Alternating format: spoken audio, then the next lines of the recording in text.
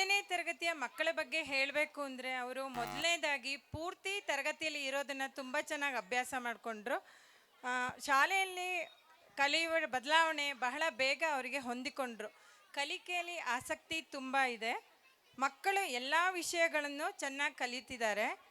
ಪಠ್ಯ ವಿಷಯಗಳ ಜೊತೆಗೆ ನಾಟಕ, ಚಿತ್ರ ಬಿಡಿಸುವುದು, ಆಟ, ಹಾಡುಗಳು, ನೃತ್ಯ ಇವರಿಗೆ ಅಚ್ಚುಮೆಚ್ಚು. ಹೊಂದಾಣಿಕೆಯ ಜೊತೆಗೆ ತುಂಟತನ, ಕೀಟ್ಲೆಗಳು ಆಗಾಗ ಕಾಣಿಸ್ಕೊಳ್ಳುತ್ತವೆ.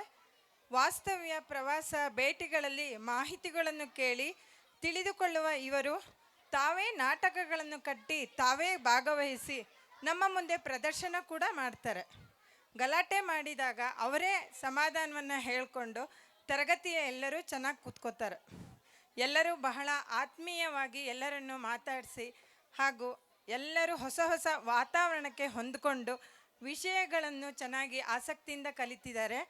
ಇವರಿಗೆ ಮುಂದಿನ ಕಲಿಕೆಗೆ